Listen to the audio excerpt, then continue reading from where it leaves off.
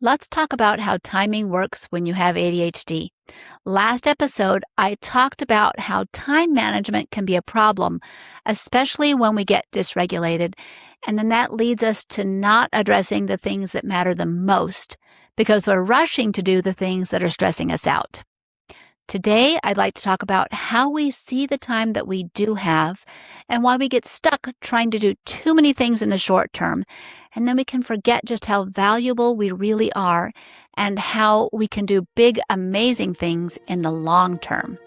This is episode 21, The Illusion of Time. You can do more than you think, just not all of it today.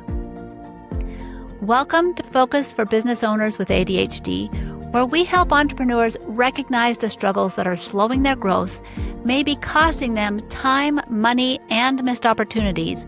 And we'll be teaching you the tools to work around these difficulties while helping you to develop the skills to make real progress and finally build the business you've been dreaming of. Most people try to do too many things in a short term and not enough things in the long term. What does that exactly mean? Let's break it down a little bit. I'd like to start with the first part, keeping in mind that both things are happening, whether that is in a year, a month, or even this week.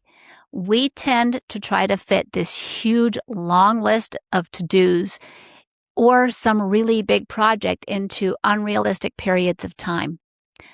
Years ago, before I learned about managing my executive functions that come with ADHD, I remember deciding to make lists of things I wanted to accomplish on the weekends.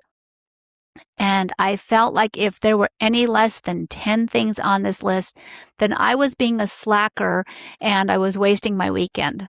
Well, guess how many times I completed everything on my list? Almost never.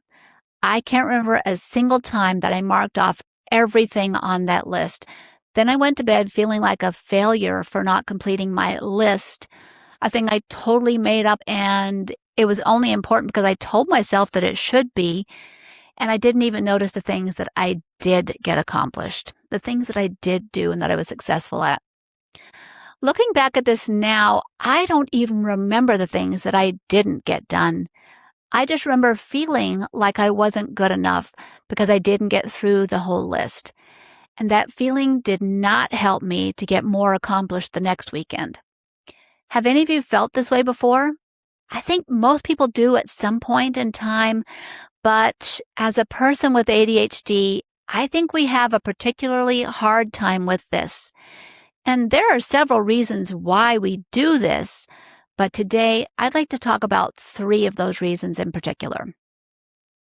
The first one is, the ADHD brain is really busy and full of creativity, which is really awesome. It's super amazing and fun to be able to come up with all kinds of great things. But we can come up with lots of great ideas for new things that we want to do and not think about the projects that we're already in the process of doing.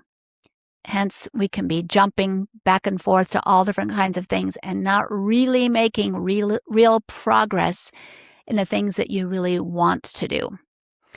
The second thing is, our great multitasking abilities make us keenly aware of all of the things that need to be done at some point, but it has a hard time with planning and prioritizing.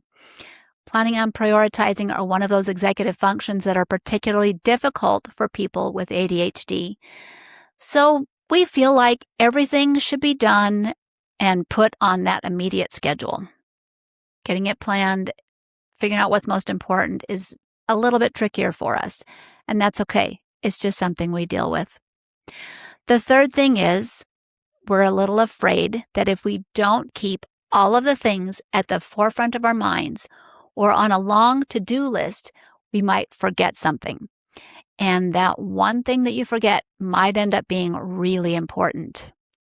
I believe that all of these things come back to fear. Fear might be at the heart of this tendency to overschedule the present.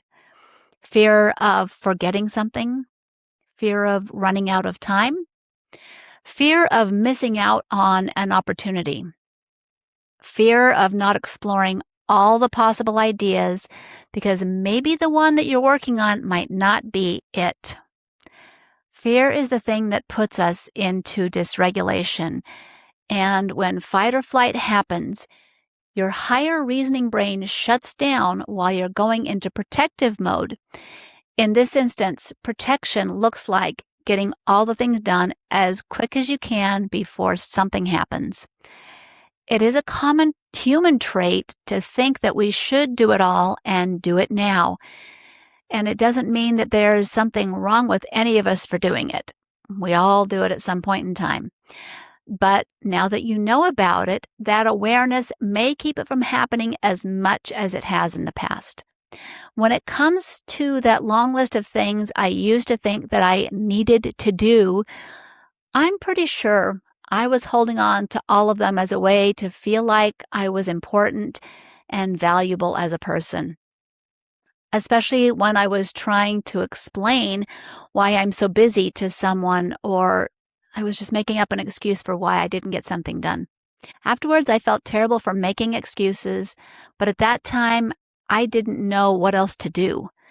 That was dysregulation talking, and the reminding myself that I had too many things to do was keeping myself in dysregulation. I remember recognizing that I was trying to do more in the day than I could ever get done, then feeling like a failure because I couldn't keep up with my own standards. Then I went to a conference where I was introduced to the time management matrix that Stephen Covey made popular. It's also called the Eisenhower matrix, and it's a simple box with 2 rows and 2 columns. Across the top, the first column is labeled urgent. The second column is labeled not urgent. On the side, the rows are important and not important. Then you put all of the tasks that would be on your to-do list in one of these quadrants. The first quadrant is important and urgent. This would be things like customer complaints or urgent requests, or there's a deadline on a big project that needs completing, or you wake up with a flu and you need to take the day off to recover or to go to the doctor. One of the companies that I worked with had a fire in the building, and we all had to come in over the weekend to move all of the files and the furniture to a new rented office. All of these things, especially dealing with a fire, are urgent and important. They take precedence, and you need to be the one to oversee the completion of these things. The second quadrant is important but not urgent. Items in this quadrant would need to be addressed, but they can be scheduled for a better time, some time that works best for you or works best for the business. This might be things like planning and strategizing your week or your month or a project that you have coming up. It could be supporting your staff. It can be working on a long-term project, or it could even be goal setting. Make sure to plan a time for these things, but they don't have to be done the moment you think about them. The third quadrant is things that are urgent but not important. This might be things like answering phone calls or returning emails. It could be taking care of customers' questions, attending meetings that could have been accomplished in an email, and some certain administrative tasks. When it comes to items in this quadrant, I want you to consider delegating these to someone else. They need to be done, but since they're not important, you might want to have someone else take care of it, if you can. The last quadrant is things that are not urgent and not important. These are things like scrolling social media or reading through random catalogs that come in the mail. Or it could even be deciding that you need to rearrange the office just because you got a little carried away when filing or cleaning up. That sounded really specific. I'm sure that's happened to me. The recommended action for things in this quadrant is to discard them. But I'm going to give you a little grace here.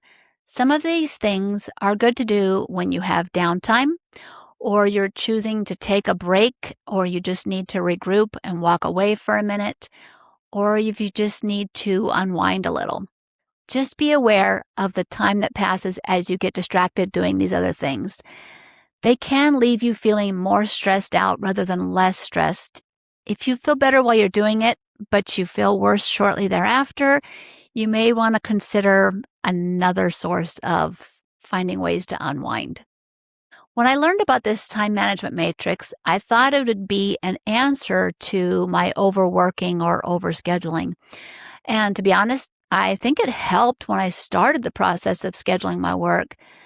But at the time, I was so caught up in fight or flight that using the matrix for planning didn't last. I just went back to thinking that everything was equally important, and I rushed through my day, then crashed at night. I was trying to run through everything without considering and setting priorities to my business and my life, so they were not getting the attention that they deserved. Here's what I've learned since then.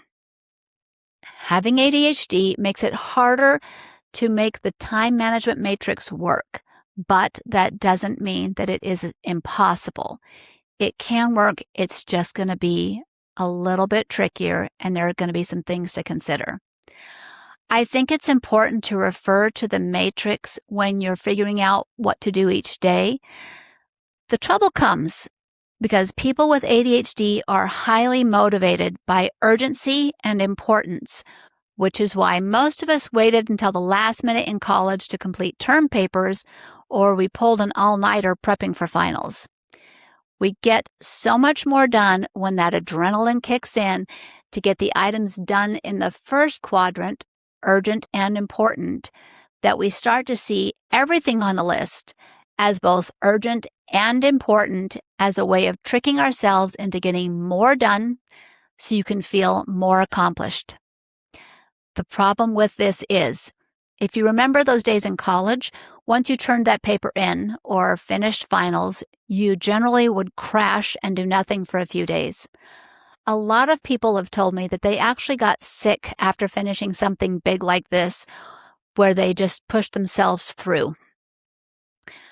When you're running a business, if you continue to work this way, running at full speed to try to get everything done, then crashing, you never get to the items in quadrant 2, or you just treat everything as though it's quadrant 1 and you push yourself to the point of getting sick or burning out.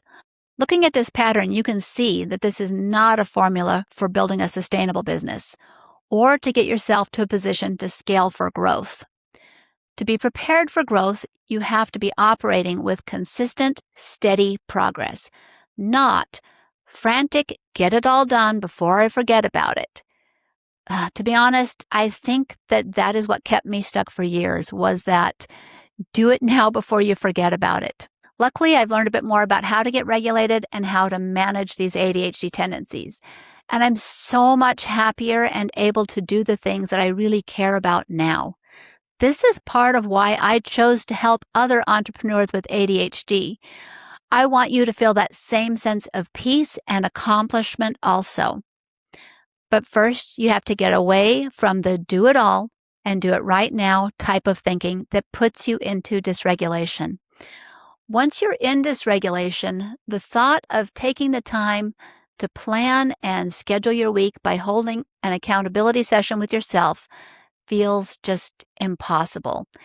It probably even feels dangerous because you can't afford to take the time away from the 100 tasks on your list that you want to get completed. This dysregulation shows up as scarcity, and it stems from fear. The fear of not being good enough at your job, or possibly fear of not getting enough done to prove that you will be a successful business owner. But you can be, and you will be. It's time to let go of that fear. It could be something that you're not even aware that you're stuck in. We can get so used to rushing to get more done than anyone else that we may not even realize that we're pushing ourselves into dysregulation unnecessarily. Does everything you're trying to do really have to be done in every day? Are there some things that you insist on doing yourself that could be delegated or put off for another day or even dropped altogether? I would like to challenge you by saying, yes, there probably are things that you can move into one of these other buckets. And there are most definitely things that I can move into these other buckets also. But if you're stuck in fight or flight, letting fear control the ship. It can feel too dangerous to stop rushing and to take the time to really evaluate your tasks, put them into the right quadrants, and then address when to schedule quadrant number 2 and how to find time to delegate, who to delegate it to, and then teach the other person what you want done, how you want it done. And by the time you think about it enough, you're like, never mind, it's just easier to do it myself. Then you find yourself back to doing it all the time, and heading for burnout. This is where most of us will go when we're not taking the time to be mindful of our work or we're stuck in fight or flight. The good thing is that just knowing about this tendency can interrupt the pattern and start the process to help you come back down to intentional thinking and planning. These are the types of things that I help my clients with in my focus program. Once you recognize that you may be operating in scarcity and falling into dysregulation, I invite you to take a breath, give yourself permission to take care of you, and book a free call with me where I'll give you a few tools to use that are specific to your needs. And come back next time and I'll talk about the second part. You don't want to miss out on why we can expect big things from ourselves in the future.